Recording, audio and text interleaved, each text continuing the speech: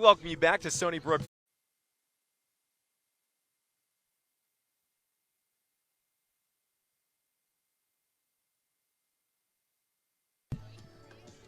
We welcome you back to Stony Brook Field, where the Commodores are leading the Whitecaps by a score of 4-1 heading into the bottom half of the fourth inning. With Logan Soforenko and Carter Bainbridge, I'm Trey Redfield. So glad you're with us for the third meeting of these two. Falmouth owns the season series 1-0-1. Last time they faced off, nothing tie came last Friday at Gov Fuller Field.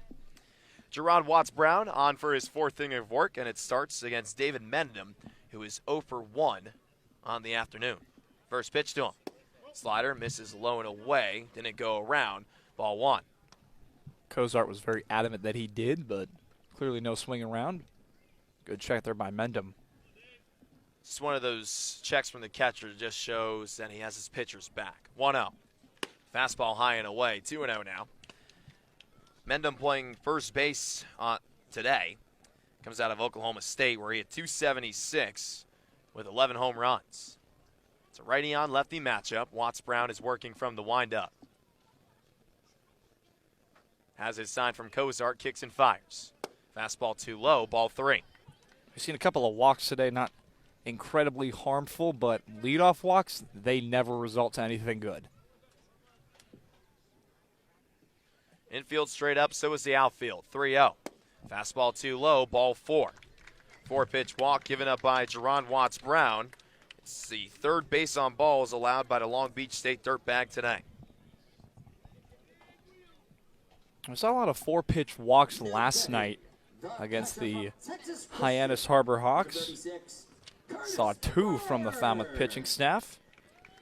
So now comes Curtis Byrne. Right-handed batter who's behind the plate today. Flew out to Luke Boyers in right field on a foul fly to start off the bottom of the second inning. Watts-Brown working from the stretch with Mendham on first. Kicks and fires. First pitch too high and away. Ball 1. As Cozart calls time, that's 5 straight balls thrown by Watts-Brown. So the battery going to talk things over on the mound. Cozart just trying to slow down Watts-Brown a little bit. This is something that Cozart does really well. He knows when his pitchers are getting a little flabbergasted, a little too rattled.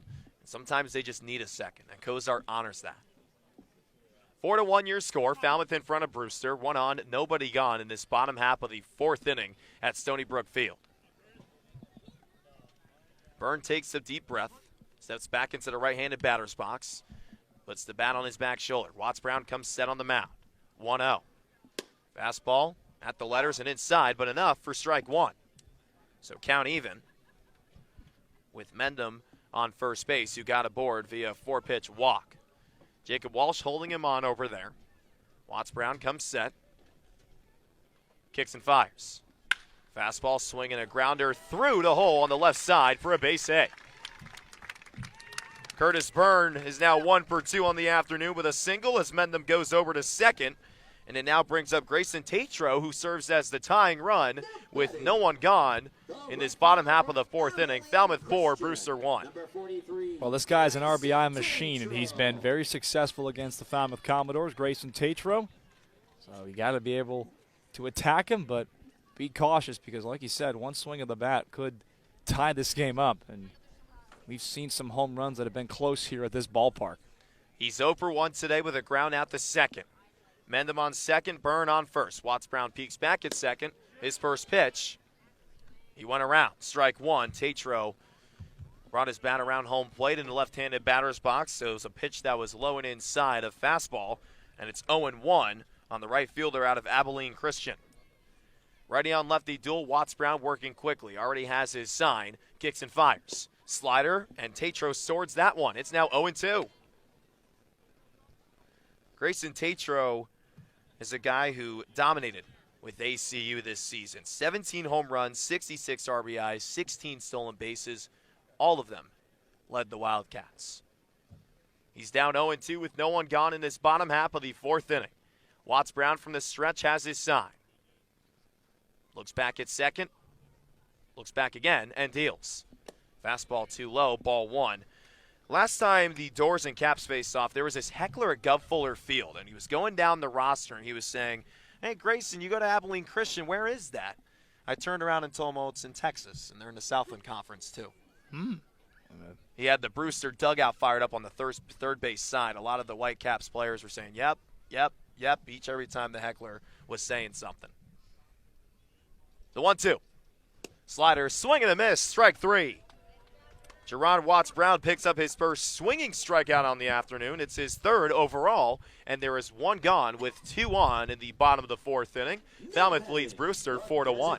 It's fascinating that you have the 2 different ways, the via looking and via swinging. It was on the same pitch. It was on that breaking ball. So very fine job there by Watts-Brown trying to get that ground ball here. Both Zane Morehouse and Jerron Watts-Brown are using their breaking ball to their advantage. Logan Bravo now at the plate. Righty-on-righty duel. First pitch. Slider low and away. Good block by Kozar, keeping it in front of him, moving to his right side. It's now 1-0. It's Mendham on second, who got aboard via a 4-pitch walk. Curtis Byrne is still hanging out on first base. He got aboard via a single over on the left side between the hole of Colby Halter and Alex Mooney at third and short, respectively.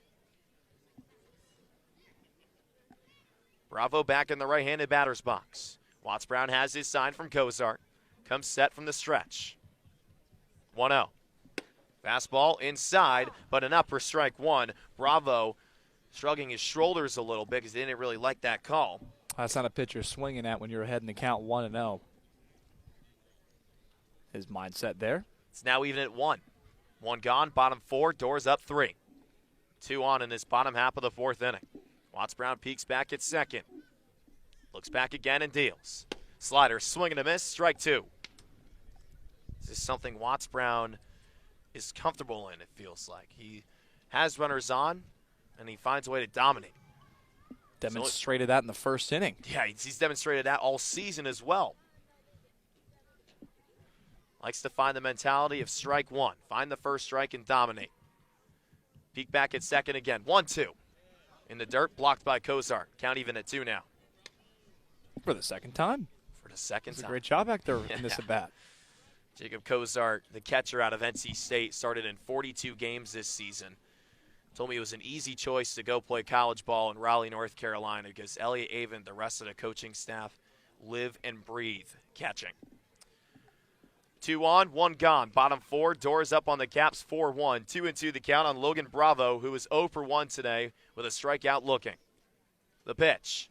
Slider, swinging a bouncer to the left side. Mooney has it at shortstop, tosses the second for 1, over to first for 2. It's a 6-4-3 double play, and Watts-Brown gets out of another jam.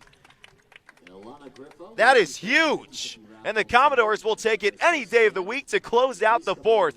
We go into the top of the 5th inning with Kozart, Mooney, and Halter due up, and Falmouth leading Brewster 4-1. You're listening to the Cape Cod Baseball League on the Commodores Radio Network.